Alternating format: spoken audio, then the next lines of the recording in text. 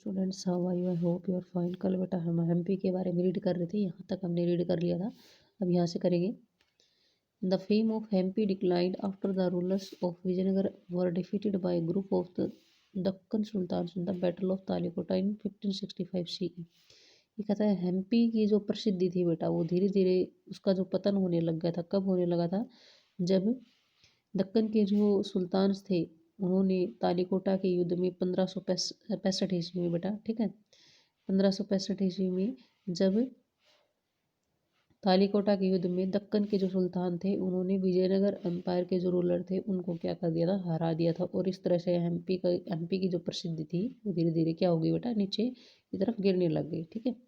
Trade continued but the town lost its importance. देखो बेटा, व्यापार तो यहाँ से कंटिन्यू हो रहा था, बट धीरे धीरे इस टाउन ने अपनी जो इम्पोर्टेंस थी उसको खो दिया था। The Karnataka government annually organise Vijayanagara festival to remind us of the bygone glory of this empire. जो कर्नाटका गवर्नमेंट है बेटा, वो एनुअली हर साल यहाँ पर विजयनगर फेस्टिवल को ऑर्गेनाइज करती है। किस लिए करती है? कि पुराने समय में जो उस एम्पायर की जो महिमा, जो शान रही है, उसको रिमाइंड करवाने के लिए। Hampi has been designed as a world heritage site. Hampi को इस तरह से डिज़ाइन किया हुआ है कि बेटा, एमपी को यूनेस्को ने वर्ल्ड हेरिटेज साइट घोषित किया हुआ है। It has been said about Hampi, if dreams were made out of stone it would be Hampi. Hampi के बारे में कहा गया है कि बेटा, सपने पत्थरों से बने हैं जहाँ, वो एमपी ही होगा। ठीक है। यानी कि एमपी में बहुत ही शानदार फोर्ट्स, उनको अच्छे से फोर्टिफिकेशन किया हुआ था। ठीक है।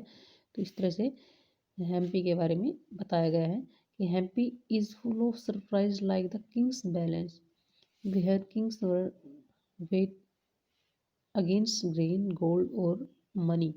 ठीक है। अब ये कहता है कि which then distribute to the poor. Hampi को इस तरह से बताया गया कि भाई इतना यहाँ पर एमपी बिल्कुल यहाँ पर सरप्राइज है कि किंग्स को किस तरह से क्या किया जाता था, तोला जाता था। किसके विरुद्ध? जैसे एक साइड राजा को बैठा दिया जाता था, दूसरी साइड उसको अनाज से तोला जाता था, फिर गोल्ड से तोला जाता था, या फिर मनी, पैसे से तोला जाता था। ठीक है। और वो सारा जो धन, जो भी होता था, अनाज होता था, उसको गरीबों में बांट दिया जाता था। It said about the forts of MP that no cement or mortar was used in the construction of forts. MP के बारे में बताया गया है कि भाई, एमपी के किलों के बारे में बताया गया है कि यहाँ पर इन किलों को बनाने के लिए किसी भी कोई भी सीमेंट और चूने का प्रयोग नहीं किया गया। ठीक है। मसूलीपट्टनम, मसूलीपट्टनम पड़ता है बेटा आंध्र प्रदेश में। ठीक है। In the 14th century the port town of Masulipatnam was founded by Arab traders. यानी कि 14th century में ये जो पोर्ट टाउन मसूलीपट्टनम था, इसको फाउंड किया था अरब ट्रेडर्स ने। ठीक है। It is located on the Coromandel coast in Andhra Pradesh. ये कहाँ पर लोकेट है? आंध्र प्रदेश में जो कोरोमंडल कोस्ट है, ठीक है, उस पर लोकेट है Masulipatnam. Due to the trading activities of Dutch, French and the English, it became famous in 17th century। देखो बेटा, यहाँ से ये ट्रेडिंग एक्टिविटीज़ के लिए फेमस रहा है मसूलीपट्टनम। यहाँ से डच, फ्रेंच और जो इंग्लिश थे, अंग्रेज़ थे, उन्होंने यहाँ पर क्या किया था बेटा? जो ब्रिटिश लोग थे, डच थे, फ्रेंच थे, यहाँ से इन्होंने ट्रेड व्यापार किया मसूलीपट्टनम से। इसको एक ट्रेडिंग सेंटर बनाया। ठीक है। 17th century में, इसलिए फेमस रहा था बेटा। Due to the due to this it became the most important port of the Andhra Pradesh coast. ठीक है। इस तरह से ये क्या बन गया था बेटा? एक मोस्ट इम्पोर्टेंट पोर्ट बन गया था। ठीक है। अब आता है the town of Masulipatnam was also known as Machilipatnam. ये जो मसूलीपट्टनम है, इसका नाम मछलीपट्टनम भी था बेटा। This port city is also known for its kalamkari textiles and printing created by using vegetable dyes. और ये जो पोर्ट सिटी थी, इसको इसकी कलमकारी टेक्सटाइल के लिए, ठीक है, कलमकारी जो कपड़ा बनाया जाता था यहाँ पर, किस तरह से उस पर कलमकारी की जाती थी, और प्रिंटिंग के लिए, ठीक है, और के लिए प्रसिद्ध था। ठीक है। उसके लिए भी जाना जाता था मसूलीपट्टनम, जिसको वेजिटेबल डाइज के द्वारा बनाया जाता था। ठीक है। अब आता है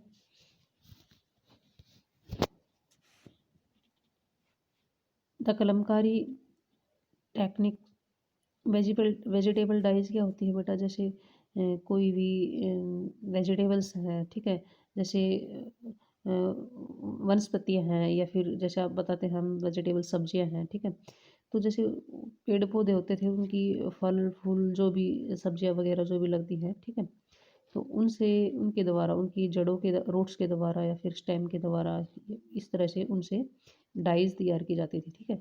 तो उनके द्वारा उनको कपड़ों में यूज़ किया जाता था डाई करने के लिए, ठीक है।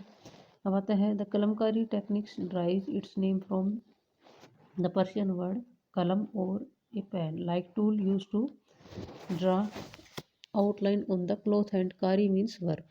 कि कलमकारी, ये जो टेक्निक्स थी बेटा, ये इसके पर्शियन जो वर्ड है कलम, कलम का मतलब है पेन, एक टूल की तरह होता था, ठीक है, एक उपकरण की तरह होता था जो कि क्लॉथ के आउटलाइन करने के लिए यूज किया जाता था। कारी का मतलब work. Thus kalamkari meet the work done by the kalam. इसका मतलब, कलमकारी का मतलब क्या हो गया कि जो कार्य किसके द्वारा किया गया हो, कलम के द्वारा, ठीक है।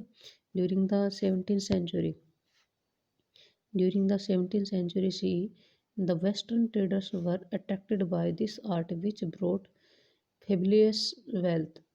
फेबलियस मतलब क्या होता है, ढेर सारा, ठीक है, वेल्थ टू इंडिया। अब देखो बेटा, 17th सेंचुरी के दौरान जो वेस्टर्न ट्रेडर्स थे, ठीक है, जो वेस्टर्न ट्रेडर्स थे वो इससे बहुत ज़्यादा क्या हुए, इस आर्ट से बहुत ज़्यादा अट्रैक्ट हुए, आकर्षित हुए, और वो यहाँ इस आर्ट से अट्रैक्ट हुए तो ये सब वो यहाँ से खरीद कर ले जाते थे, ठीक है। इससे इंडिया में बहुत सारा क्या है बेटा, धन आया।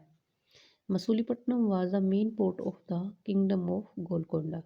अब जो गोलकोंडा जो किंगडम था बेटा, साम्राज्य था, ठीक है, तो उसका जो मेन पोर्ट था, मेन बंदरगाह थी, वो मसूलीपट्टनम थी, ठीक है बेटा। A royal order from Qutb Shahi sultan permitted the Dutch to establish a trading post there. एक बेटा कुतुब शाही जो सुल्तान था, उसने बेटा एक शाही आदेश दिया था कि भाई, वो उसने परमिशन दी थी डच को, डच थे जो, ठीक है, उनको परमिशन दी थी कि वो यहाँ पर ट्रेडिंग पोस्ट इस्टेब्लिश कर सकते हैं, यहाँ से वो व्यापार कर सकते हैं। It was a production centre of fine छीट which was much in demand in the market of South East Asia. और बेटा ये कि अच्छे छींट वाले जो, छींट जो मतलब के जो कपड़े होते थे, ठीक है, उन पे छींट डाल कर के जो डिज़ाइन बनाई जाती थी, इस तरह के इस तरह के कपड़ों का भी यहाँ पर प्रोडक्शन किया जाता था, ठीक है, जिसकी डिमांड साउथ ईस्ट एशिया की मार्केट्स में बहुत ज़्यादा थी। When Bombay, Calcutta and Madras became trading post of the Europeans, Masulipatnam lost its importance। जब बेटा कलकत्ता, बॉम्बे, मद्रास, ठीक है, यूरोपियंस की जब ये ट्रेडिंग पोस्ट बन गई, तब मसूलीपट्टनम ने अपना जो महत्व था वो खो दिया था, ठीक है। अब आता है the Masulipatnam designs of kalamkari are Persian in character which is in intricate and delicate forms. देखो बेटा, ये जो कलमकारी मसूलीपट्टनम का जो कलमकारी जो डिज़ाइन था, ठीक है, कपड़ों के ऊपर, तो ये पर्शियन, इसकी जो विशेषता थी पर्शियन थी, फारसी, जो कि कैसी थी बेटा, इंट्रिकेट क्या होता है, इंट्रिकेट होता है जटिल, बड़ा ही उलझा हुआ, कॉम्प्लिकेटेड, जैसे आप देख सकते हो इसमें ये इंट्रिकेट वर्क होता था। जैसे आप इसमें देख सकते हो कि आपको समझ में नहीं आएगा कहाँ से किस तरह से प्रिंट किया हुआ है इस डिज़ाइन को, ठीक है, बड़ा ही कॉम्प्लिकेटेड है ये, तो इसको इंट्रिकेट बोलते हैं। और साथ में डेलिकेट, बड़े ही नाजुक, कोमल, मखमली फॉर्म्स के कपड़े बनाते थे, ठीक है। अब आता है the traditional block printing were largely used with Persian motifs with trees, flowers, creepers and leaf designs. और ब्लॉक प्रिंटिंग की जाती है, जैसे इस पर पर्शियन मोटिवेशन के हिसाब से इसमें बेटा ट्रीज वगैरह या फ्लावर्स या क्रीपर्स, बेल लता बना दी या फिर पत्तियाँ बना दी, इस तरह के डिज़ाइन बनाए जाते थे। This style was chiefly done on bed covers और कर्टेन्स एंड अदर गारमेंट्स। ये सारे डिज़ाइन किस पे किए जाते थे, बेड के कवर पर, ठीक है, जो बेड शीट होती थी उनके ऊपर, या फिर पर्दों के ऊपर, या फिर अन्य जो भी कपड़े होते थे उनके ऊपर ही डिज़ाइन किए जाते थे, ठीक है। ये आपको बेटा अच्छे से रीड करके इसमें वेरी शॉर्ट क्वेश्चन आंसर आपको फाइंड आउट करना है। थैंक्स बेटा।